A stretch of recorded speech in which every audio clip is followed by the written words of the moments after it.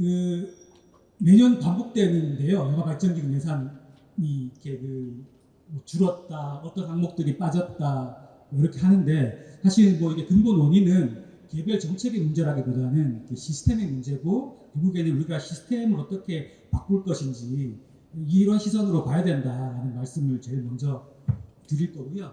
아무래도 그 시스템의 문제는 영화 발전기금 예산을 만드는 문제부터 집행하는 문제까지 다 포함되는데요. 일단 예산을 이렇게 편성하는 문제에 대해서는 앞서 김동현 위원도 말씀 주셨지만 예산 편성권이 영화진흥위원회에 있지 않습니다. 그거는 이제 이렇게 국가재정법에 따라서 그렇기도 한 건데요. 사실 뭐 이렇게 영국이라고 해서 8길이 원칙이 있다고 해가지고 영국은 예술위원회에 예산 편성권이 있다고 법에 나와 있진 않아요. 하지만 컨센서스가 그렇게 구성되어 있고 또 영국 문화부랑 영국 예술위원회가 어그리먼트를 체결을 해서 총액 예산을 얼마 정도 줄 테니까 이 예산을 어떻게 편성해서 누구한테 분배할지에 대해서는 예술위원회에서 알아서 판단하도록 하게 되어 있습니다.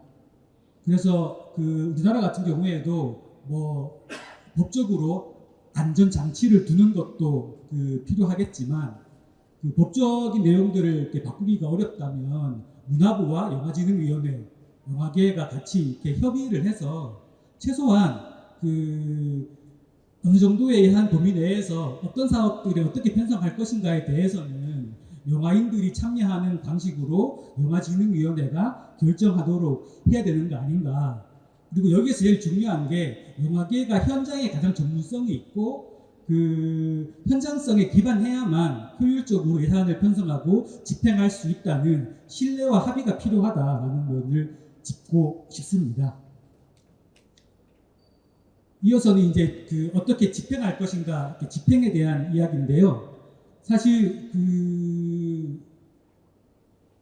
영화인들의 노동권이 어떻게 보면 이렇게 뭐 스태프들이나 이런 현장 노동자들의 이렇게 노동권은 보장되어 있는 반면에 독립영화인 예를 들어서 독립영화인이 자기 영화를 만들 때 주로 이제 제작자가 되는 거잖아요.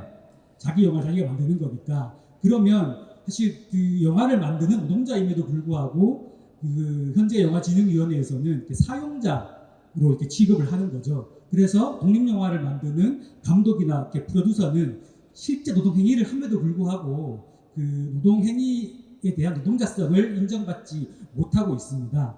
근데 국제적인 추세나 우리나라에서 노동 추세도 자영업형 노동자, 자영업자의 경우에는 실제로 노동을 하는 것이 증명이 된다면 노동조합도 만들 수 있고 노동자로 인정하는 추세이기 때문에 저는 이런 추세를 반영해서 자영업형 독립영화인도 노동자로서의 지위를 인정해줘야 되고 예술인 고용보험을 통해서 보장받지 못하는 부분들을 다른 방식으로 보장받을 수 있도록 하는 법제도의 개편이 필요하다는 말씀 드리겠습니다. 이어서는 영화를 만드는 게 최소한 2년 이상 기획부터 제작까지 후반 작업까지 하고 하려면 시간이 걸리는데 기성법상은 1월 1일부터 12월 31일까지 다 끝내게 돼 있어서 영화가 이제 이렇게 지원을 받아서 연말까지 만들려면 다 이렇게 늦여름부터 가을에 촬영을 할 수밖에 없는 거죠. 그래서 봄, 겨울이 없는 영화가 만들어질 것이다. 사실 이런 방식으로는 좋은 영화를 만들 수 없기 때문에 단년 지원이 아니라 단연 지원 방식으로 바꿔야 된다. 기금은 그런 방식으로 개편할 수 있고 문화예술위원회 같은 경우에도 단년 지원에서 단연 지원으로 바꾸는 추세이기 때문에 당연히 영화진흥위원회의 영화진흥기금도 필요한 사업들을 단연 지원으로 바꿔야 된다는 말씀 드리고요. 네 번째로는 계속 물가는 오릅니다. 근데 이렇게 영화진흥위원회가 지원하는 사업 예산은 한번 정해지면 바뀌지 않아요. 지원금은 그대로고 물가가 오른다고 하면 이게 이제 결국에는 지원금이 감소하는 것이라고 밖에 볼 수 없기 때문에 어떻게 물가와 연동해서 현실적으로 지원금을 계속 보장해 줄 것인지에 대한 고민도 필요하다라는 제안 드리고요. 마지막으로 정산제도의 제한도 변경도 필요할 것 같습니다. 지금은 이렇게 딱풀 하나 사는 것까지 정산을 다 해야 되는데요. 실제로 이렇게 창작 활동을 위한 지원이기 때문에 창작 활동을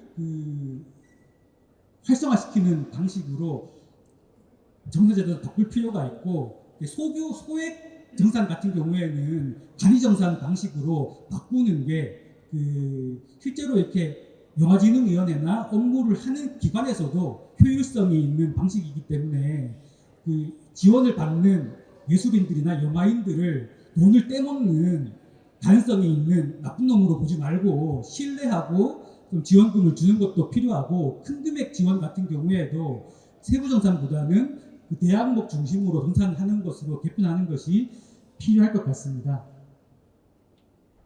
5분이 넘었네요. 결국에는 예산을 만드는 것부터 집행하는 것까지 가장 중요한 것은 현장의 전문성과 자율성을 인정해 줘야 되는 거고, 현장의 눈높이에 맞춰서 현장을 신뢰하면서 사실 이렇게 입안할 수 있고 집행할 수 있게 하는 구조로 바꿔야 된다. 이런 말씀을 마지막으로 제 발표를 마치겠습니다.